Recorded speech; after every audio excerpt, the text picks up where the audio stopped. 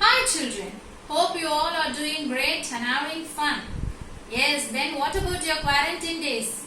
Okay, in this video session you are going to learn Standard 9 English Prose Unit 2 I Can't Climb Trees Anymore. You know, it's very interesting and important lesson. Let's enter into the video session. Dear children, now we are going to see the video session of English I Can't Climb Trees Anymore by Ruskin Bond. Ruskin Bond was born on 19th May 1934. He is an award-winning Indian author of the British descent. He is much renowned for his role in creating children's book in India. The Indian Council for Child Education has recognized his role in the growth of children's literature in India. He received the Sahitya Akademi Award in 1992 for Our Trees Still Grow in Dera. He was awarded the Padma Shri in 1999 and Padma Bhushan in 2014. The narrator stood on the grass verge by the side of the road and looked over the garden wall at the old house. It hadn't changed much. The old house, built with solid blocks of granite, wasn't altered at all, but there was a new outhouse and there were fewer trees. He was glad to see that the jackfruit tree still stood at the side of the building, casting its shade on the wall. Here, casting means spread.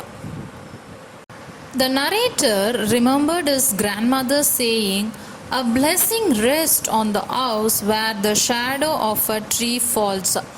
So the narrator thought that the present owners must also be receiving the tree's blessings. Now the narrator was at the spot where he stood. There had once been a turnstile. Turnstile means a device that controls the way into or out of a building. And as a boy, he would swing on it going round and round until he was quite dizzy. Dizzy means feel unsteady. Now the turnstile was gone.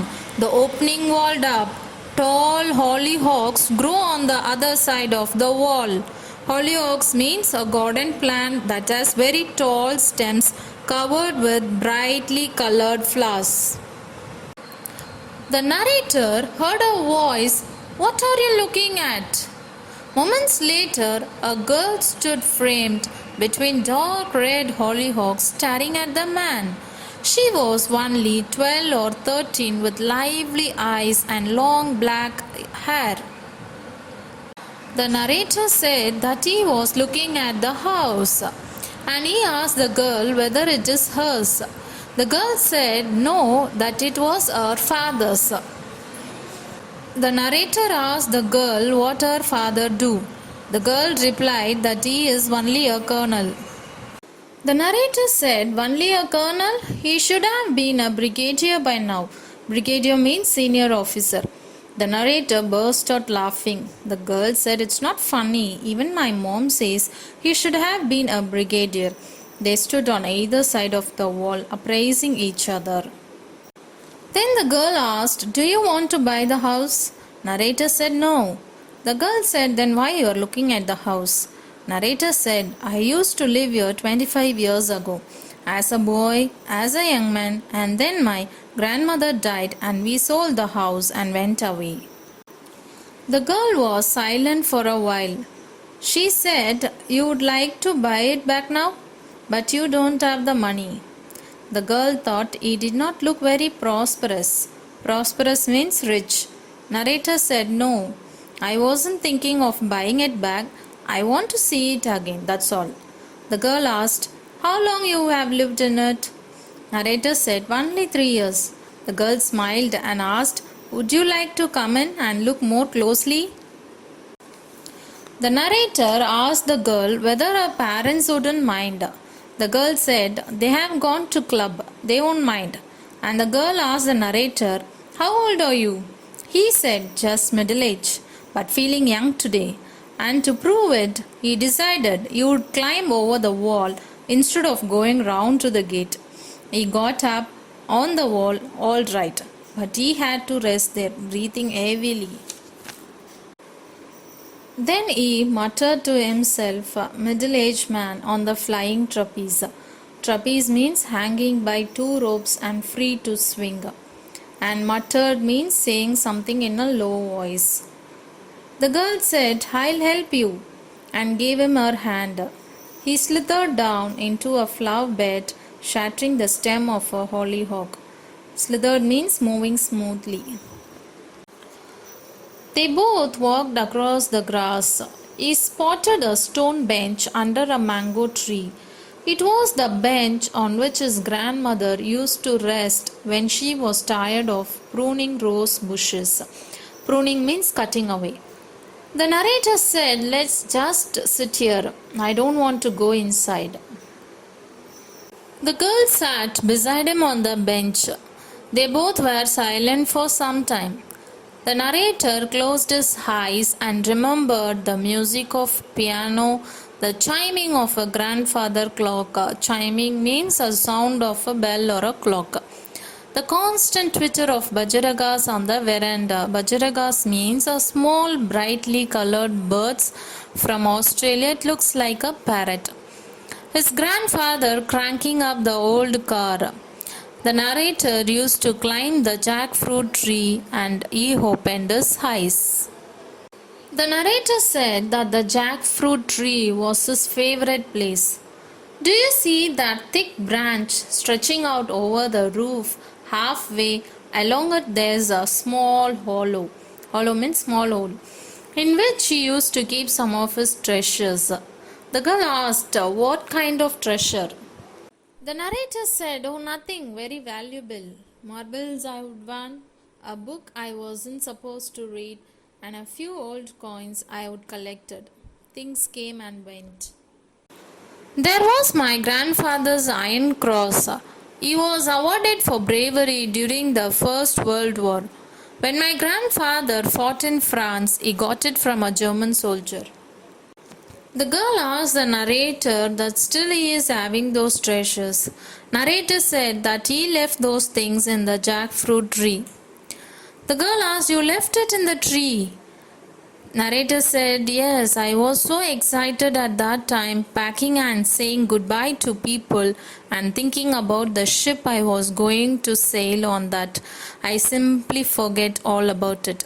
She quietly said, It may still be there in the hollow part of the branch. The narrator said, Yes, it's 25 years, but it may still be there, unless someone else found it. The girl asked the narrator, Would you like to go and look? Narrator said, I can't climb trees anymore. Girl said, If you can't, I will go and see. You just sit here and wait for me. The girl said, I have found it. I have found something. And now, barefoot, she ran breathlessly towards him. In her outstretched hand, a rusty old medal. He took it from her and turned it over on his palm. Is it the Iron Cross? She asked eagerly. He said, Yes, this is it. Now I know why you came. You wanted to see if it was still in the tree. The narrator said, You may be right. I'm not really sure why I came, but you can keep the cross. You found it after all. The girl said, No, you keep. It's yours. And the narrator said, But it could have remained in the tree for another 25 years if you hadn't climbed up to look for it. Then the narrator stood up and placed the medal in the girl's hand. And he said, It wasn't the cross I came for, it was my youth. The girl didn't understand that, but she walked with him to the gate and waited. Where the road turned, he looked back and waved to her. Then he quickened his steps and moved briskly towards the bus stop. There was sprightliness in his step and something cried aloud in his heart. The mango-scented summer breeze made the blood course in his veins and he forgot for a moment that he couldn't climb trees anymore. We came to the conclusion of the story The narrator recalled his childhood days, which he spent in his house, and enjoyed every moment of it. He felt he regained his youth, though he could not climb trees any longer. This story highlights the importance of childhood days in shaping the character of a person. It deals with the wiseful memories of the joyful days in the life of a man and his present friendship with a little girl, enabling him to refresh those memories. I hope you all have understood this lesson, children. Thank you.